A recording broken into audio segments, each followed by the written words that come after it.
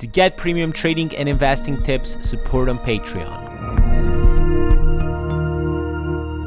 How's it going, everyone, and welcome to another video, guys. This is gonna be a video where we're gonna focus more on the ones to watch players. And yes, before you ask, I have the same shirt because I was filming two videos on the same day. And if there has been already released ones to watch SBC, I'm gonna be talking about that today. I'm releasing this video a bit later on in the week than when I was starting to record it. So basically, don't get all crazy on me. I'll just explain what will potentially happen if these SBCs get released. And if they already have been released when I release the video, here's my take on it, actually. Guys, the ones to watches, I just want to know your opinion. Which ones do you think will get a good season? If you have anyone in mind from here, just let me know down below in the comments. I'm not watching that consecutively every single game of every single of these players. I know you guys like have your favorite clubs. You might watch some of these players, so I would really like to see your take on it. Let me know in the comments below so we can like do another video, research a bit about these ones to watches and see who could potentially have a good season, and that would bring us a lot of profit. Now, there's a really important thing that is an advice that I was given last year and I'm still giving it. If you're watching the games of the ones to watch players, be on your console. Be in your console. If he scores a goal, snipe him at the very second when he scores the goal and sell it in the next 2 to 3 or maybe 5, maximum 5 minutes, because that's when people will start to buy them. Let's say a striker scores 2 goals.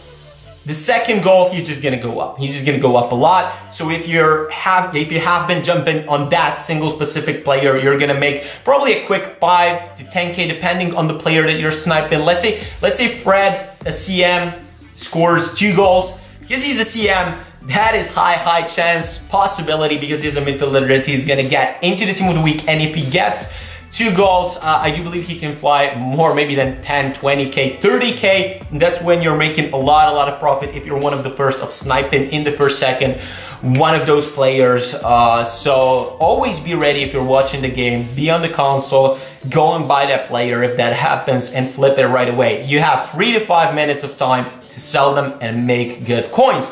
Now, keep in mind, if a player scores 2 goals, there's going to be the first hype. The first hype, what will happen is that potentially, let's say Fred right now is 80K, he scores 2 goals, and with the second goal, he goes to like 140K, because the hype is so high, it's possible, we've seen it in past. He can go to 145K, and then from that moment on, because so many people have bought him, there starts the panic. There's not enough demand anymore, and the price goes down. The price usually goes back down into the evening, and potentially it could touch 110K. Let's say it goes down to 110K. But because that CM has scored 2 goals, and he's very potential that he's going to be put in FUTBIN predictions, he's very potential to be put into the next team of the week, and people would still believe that he gets into team of the week at 110K of value in the evening when he falls back down. Now, keep in mind, these prices are all from the top of my head. Like, these prices could be completely different. I'm just trying to visualize so you guys can visualize how price movement can happen on a specific player and what usually happens. Basically, if he goes back down to 110K, that's when you rebuy. I'm not saying the exact amount again, guys. I'm just saying that he falls back down, you rebuy, and you buy a lot of him. Because he has scored 2 goals, he's gonna be in the predictions, and he's gonna rise throughout the week. Now, when he gets in the FUTHAT prediction on Monday, that's the first spike you'll see. You'll see him rise like 20, 30K, because he was in that prediction, people started buying.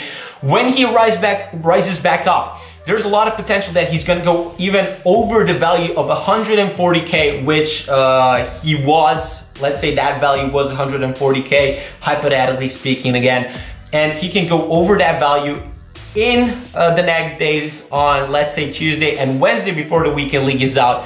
You can see him go higher than that, and that's the hype where I want you guys to sell it. Now, yes, you could make more coins if he gets into team of the week, if you're gonna gamble on him. If you're a gambler and if you don't care of losing coins, keep him. Keep him. But if you're not a gambler and if you're smart enough, always sell in the hype. Throughout the year, if you sell in the hype before the team of the week is announced, which is 3 p.m. UK time every Wednesday, before that time, if you sell the wants to watch potential card that will get into the team of the week, that would potentially get into team of the week, you will make the most profit throughout the year. So basically, you sell it then, and if he for some reason does not get into the team of the week, which it happened last year a lot, I do remember some specific cards even went extinct and they tanked when they didn't get into the team of the week. And that's the time where you need to be aware of that. That's panic selling. What happens with panic selling is people undercutting and pushing some players to like really unimaginable low prices where you can buy these cards because eventually they're gonna push up in the next days, and that's how you make profit in the process of all these events. That's how you make profit on the ones to watches. This is how you play it smart. If they go up, if they go into the team of the week, you don't care. You move on to another player. You move to the other one. Don't focus on just one player. Don't focus all on, let's say, a Fred that gets high in price because you sold him in the hype and now he's got into team of the week and he's higher. Don't care. You're gonna make coins on the other ones to watches. The lowest points of ones to watches right now when they're in packs, keep that in mind. Sunday could be a really low point. Not this Sunday. If I'm releasing the video on Sunday, I don't think I will though. Next Sunday. So when they go out of packs on Friday they go out of packs. On Sunday, the Sunday when they go out of packs, when the weekend league is ending, that's when you guys potentially can buy these players at a low point. Of course, keep in mind, these players have to play. They have to play in their clubs. If they're not playing in their clubs, they're gonna go low in value because they're not gonna play. Maybe they are not gonna play good. Maybe they're just not gonna be put into the matches. Like the managers are not gonna select them for their matches, for their fixtures. And that's when these guys will stagnate and go down in value. So it's really important to know who you're investing in. That's why I asked you to start, which cards do you think could have potentially a really good season? Those cards are the ones that you can gamble your luck on them. Keep in mind, this is all gambling, but again, as I was describing earlier, Wednesdays are also low points for the ones to watches who are predicted to get into the team of the week, but they don't get in. They're gonna get panic sold. That's when you pick them up and that's when you sell them.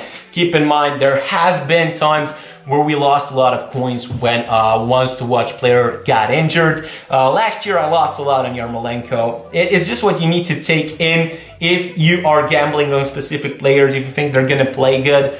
So my take on this is to just trade them, sell them in the hype, and don't invest them for long term. These are not cards to invest in. You don't know what will happen. You don't know he will get injured. Maybe, like, I don't know.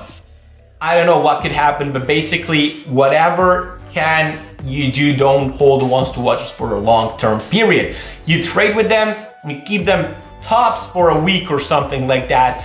And that's when you invest in them for only short periods, and that's about it.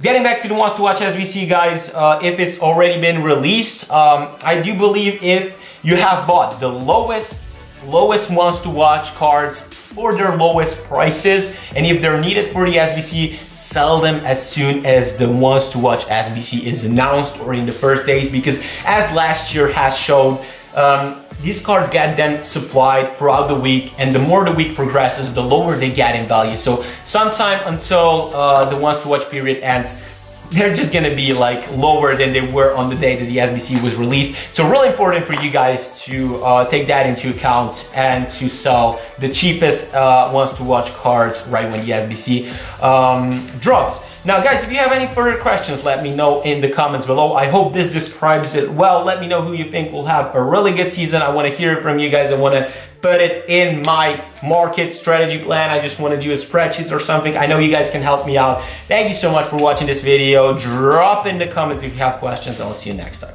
Cheers.